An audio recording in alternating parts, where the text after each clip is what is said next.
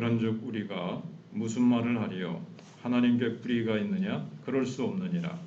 모세에게 이르시되 내가 긍휼히 여길 자를 긍휼히 여기고 불쌍히 여길 자를 불쌍히 여기리라 하셨으니 그런즉 원하는 자로 말미암음도 아니요 다른 박질하는 자로 말미암음도 아니요 오직 긍휼히 여기시는 하나님으로 말미암음이니라.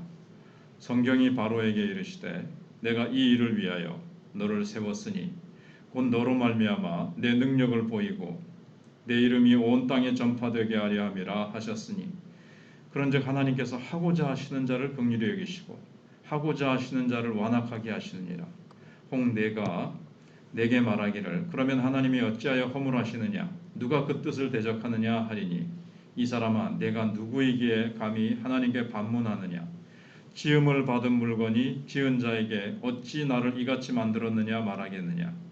토기장이가 진흙 한 덩이로 하나는 귀 쓸 그릇을 하나는 천이 쓸 그릇을 만들 권한이 없느냐.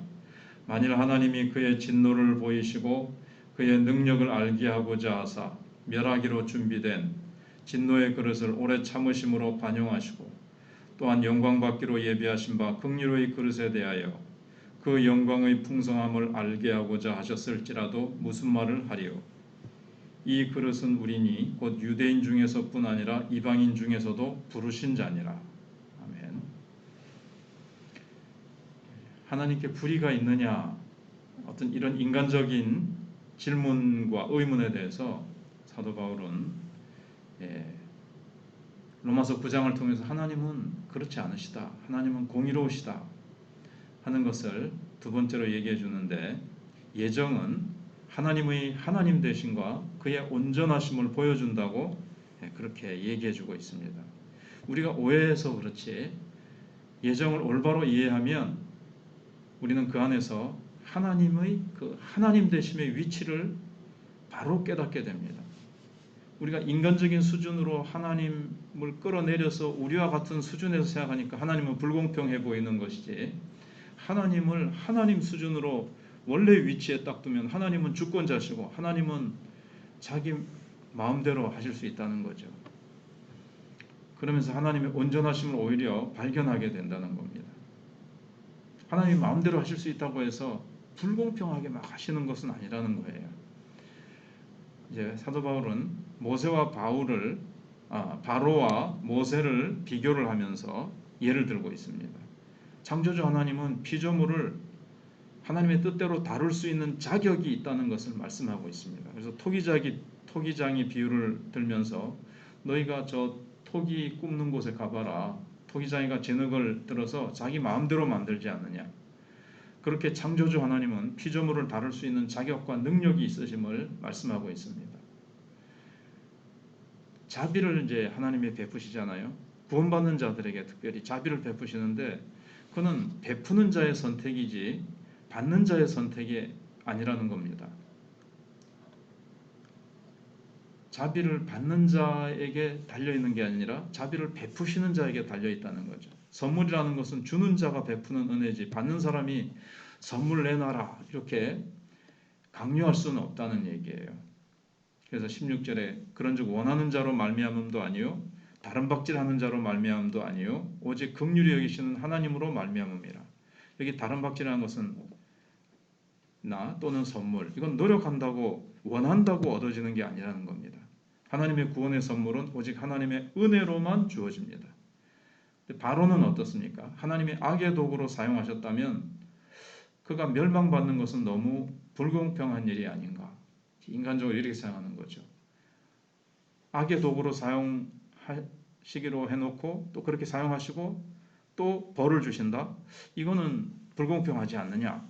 이렇게 이제 생각한다는 거예요. 이게 이제 예정에 대해서 많은 사람들이 가지고 있는 의문입니다. 거기에 대해서 19절에 혹 내가 말하기를 그러면 하나님이 어찌하여 허물하시느냐 누가 그 뜻을 대적하느냐 하리니 바로의 마음을 하나님이 강팍하게 해놓고 어찌하여 또 바로는 참 못된 놈이다 이렇게 허물할 수 있느냐 하는 겁니다. 근데 하나님이 자기 마음대로 토기장이처럼 이 그릇 저 그릇을 만든다면 어떻게 허물하시느냐 누가 그 뜻을 대적할 수 있느냐 바울은 이렇게 얘기하고 있습니다. 우리가 이제 모세와 바로의 삶을 잠깐 좀 들여다보면 두 사람은 똑같이 어린 시절을 40년 동안 궁중에서 자랐죠. 그래서 모세는 그 후 이제 살인하는 바람에 도망자가 되어서 미디안 광야에서 40년을 고난 속에서 보냅니다.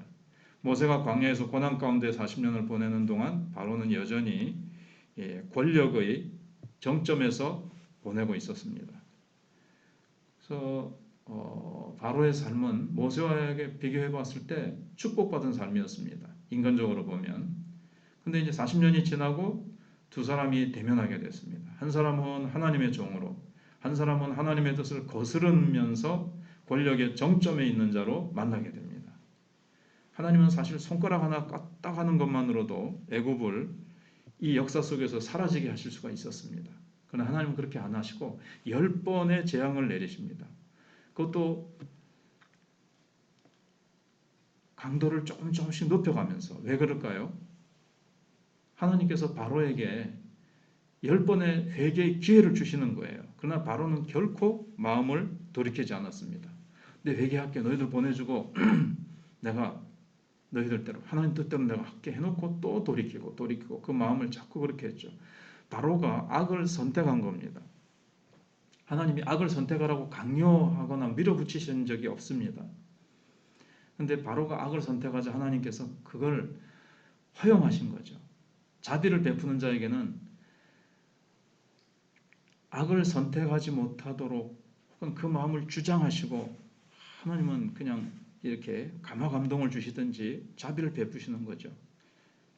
근데 자비를 베푸는 것이 잘못된 건 아니라는 거예요. 근데 바로는 하나님이 억지로 허용하신 것은 아니고 강압적으로 악하게 막 마음을 강팍하게 만드신 건 아니에요. 표현은 강팍하게 하사 이런데 하나님은 그냥 그걸 내버려 두신 거죠. 하나님께서는. 그래서 바울은 지금 하나님의 온전하심을 보여주기 위해서 바로와 모세가 택했던 서로 다른 그 행로, 길에 대해서 설명하고 있는 겁니다.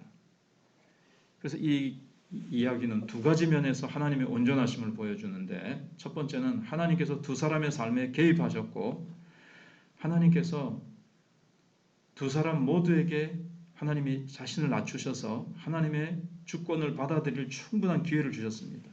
모세에게도 기회를 주셨고 바로에게도 하나님은 기회를 주셨습니다. 또 오늘날 우리에게도 기회를 주고 계십니다. 우리가 전도하려는 그 대상에게 하나님은 나를 통해서 기회를 주고 계시는 거예요. 또 하나의 진리는 뭔가 하면 각기 다른 두 사람의 선택에 대해서 하나님은 각각 다르게 반응하심으로 하나님의 공정하심을 보이신 겁니다. 바로의 마음을 강팍하게 하신 것이 아니라 하나님은 이 사람에게 각각 다 기회를 주셨는데 바로는 악을 선택했어요. 바로의 반응, 이게 이제 문제죠. 왜 하나님은 공정하신가 하면 오늘 우리에게도 선택하라고 말씀하십니다. 근데 그 선택에 대해서 허용하실 분입니다. 그래서 하나님은 공의로우신 겁니다. 결론은 뭐냐 하면 구원의 공로는 오직 하나님 한 분에게만 있습니다. 그러나 정죄받는 자, 멸망하는 자는 자기의 선택과 잘못으로 인해 정죄받는 거예요. 자기가 멸망으로 가는 악을 선택한 거예요. 근데 하나님 그걸 내버려 두신 거죠. 왜 내버려 두십니까? 이렇게 말을 할 수가 없어요. 하나님은 그를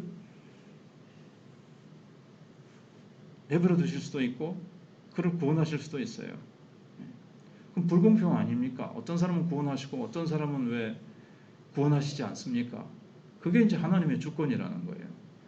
그냥 그 사람은 악을 선택했기 때문에 공정하잖아요. 그 사람은 악을 선택해서 멸망의 길로 갔어요. 그래서 하나님은 잘못이 없어요.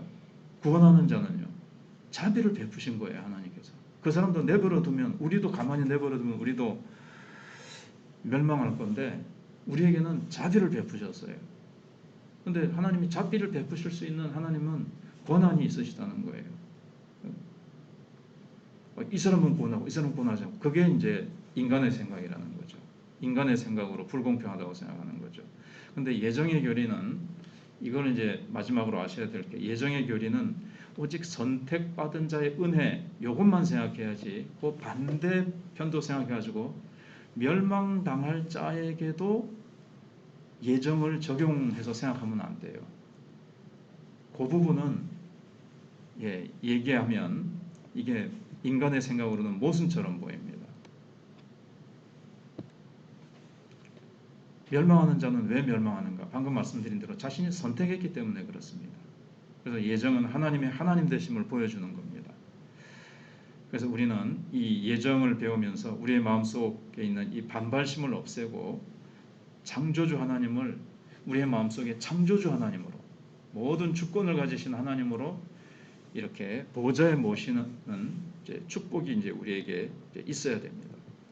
하나님은 우리 속에서 왜 하나님께서 그 사람은 은혜를 베푸시고 그 사람은 왜 은혜를 베푸시지 않는가? 은혜를 베푸신 것. 우리는 이게 이제 예정에 있어서 하나님이 창세전에 우리를 택하신 하나님의 그 사랑, 예정을 거기에다가 적용을 해야지. 방금 말씀드린 대로 저 사람은 왜 구원하시지 않는가? 그렇게 저 사람은 멸망하시기로 그러면은 예정하셨나? 그 부분은 생각하지 말고 거기에다가 적용하면 뭔가 제가 여기 만들어 놓은 말이 잘 눈에 안 띄어서 그러는데 대충 이해가 되셨겠죠? 일단 내일 좀 더 제가 다시 좀 정리를 한 게 있는데 다시 또 생각나면은 말씀드리기로 하고 예정은 구원받은 자 하나님의 자비와 은혜 그 부분에다가 생각을 적용을 해야 됩니다. 물론 그 하나님이 육이 그냥 멸망당하도록 내버려 두신 것에 대해서도 하나님께는 아무런 잘못이 없어요. 아무런 그 공평하심에 있어서 공의에 있어서 아무런 잘못이 없으십니다. 그는 악을 선택했고 아담이 범죄함으로 말미암아 그 뒤에 태어나는 사람들은 다 멸망길로 가도 하나님은 구원하실 책임이 없으세요. 그런 의미에서 우리도 구원하실 책임이 없으세요. 하나님 나를 구원하셔야지가 아니고 하나님은 나도 멸망당할 수밖에 없었는데 웬 은혜인지 웬 사랑인지 이유는 모르지만 나를 사랑하셔서 창세전에 나를 택하셨다는 것. 이것만 우리가 이제 생각하면 돼요. 기도드리겠습니다.